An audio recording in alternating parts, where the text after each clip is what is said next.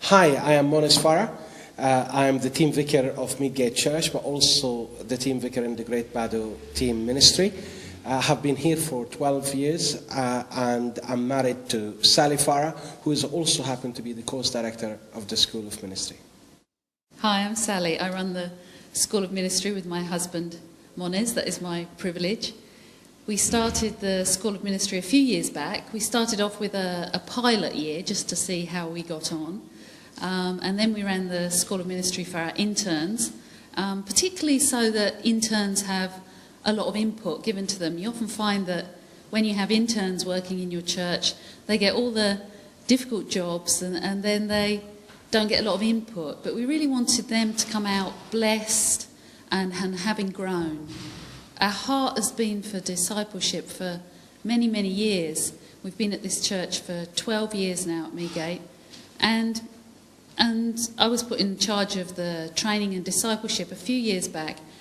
And our hearts really started to stir up for those members of our congregation and other churches who really seem to be stuck in difficult problems. Also, we're in quite a hard area on the estate, and we have a few drug addicts and alcoholics.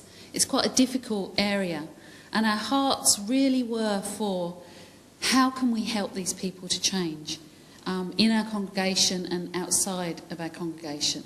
And we started to look at discipleship, and we went away for a conference, and at this conference it started to really be brought home to us that a school of ministry is an excellent way for people to learn more, to grow in their giftings, to get closer to God. And we started to get passionate about this idea. And I remember we were driving through the city in Canada late one night, and we started to ask God, Lord, give us a sign if the School of Ministry is something you really want us to do. And I remember looking out the window, and all along the shop fronts on various sides, there was like billboards that started flashing things like, you can do it, go for it. And we were just dumbfounded, and we really believed that God wanted us to start this School of Ministry. Monis, Sally, we're well into the second year of the Meadgate School of Ministry now. What's your vision for the future? I think for me it will have to be that it will have a bigger influence on numbers, so people will join it in larger numbers, not so that the school can have more people going through it, but is that to see more people actually benefiting from what it's got to offer. And I think that's the thing that I actually would love to see more than anything else to begin with. And then added to this is to actually to see these people who've been through it and then their life been strengthened, deepened, transformed, to actually be launched into ministries of their own in every area of ministry. One of the section of the school curriculum is looking at leadership. And that is, I think, something that our culture as a whole needs, not only within the church, but within every sphere of our culture. And part of the teaching of leadership is not only that you could become a leader within the church, but actually that you can grow in your leadership capacity so you can influence every area of life that you find yourself in. And I think our world is crying out for people with integrity, people with who have grew completely to become all that God intended them to be, people with ministries and people with leadership qualities to impact our world. And I would love to see more people being impacted, but also launched out to impact the world around them.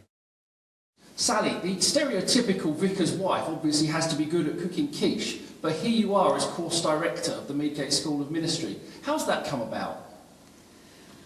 I think I see us both as almost like, I don't want to sound patronising, but almost like a mother and father together, and the church is our family. So it involves nurturing, it involves teaching, it involves raising people up into their giftings and callings. Might not obviously be seen as a traditional vicar's wife role, but one thing that we're really keen on is not pegging people into stereotypes, but actually raising people up into their giftings and callings and releasing them. Whether that's a gifting and calling to ordination, whether that's a gifting and calling to teach, to serve, to work in politics, to work in the arts.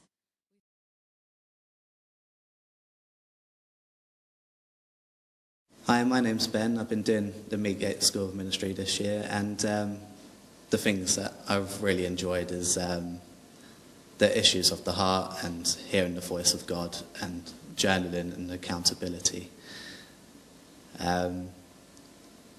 With knowing all these things, dealing with the issues of my heart and hearing the voice of God, it's really upped my confidence, and going on the mission trips and having to step out in faith, it was really hard. I was nervous, but it was really rewarding to see people getting healed and just finding out the Father's heart. So, yeah, it's been amazing. Hi, I'm Jackie. I came to the Meadgate School of Ministry last September after leaving a part-time job, fitting in school and family life. I always had a hunger and a desire to really know what it was that I was placed here for and to identify my purpose and calling in life. I've realised from being on the School of Ministry that your gifting and calling isn't something outside of you, but something that God's actually already placed within you. He's given us the skills and the talents and everything that we need. He's equipped us to go forth and to do the things that He's called us to do. Sally, we're now looking for people to do the third year of the course here under your leadership. I just wondered if there's anything you'd like to say to somebody who is considering doing the course next year. I think I would say to you mostly, follow your heart. If you feel a desire to do it, that is often a really good sign from God. I remember saying to one of my friends a few years back, I really want to go to this conference, but I'm not sure if it's God's will. And she just turned to me and she said, if you've got the desire in your heart, it's often a really good sign from God. So I would just trust Him for the practicalities, trust Him for the finances, trust Him for your family and all the resources that you need, because God promises that those He calls, He equips.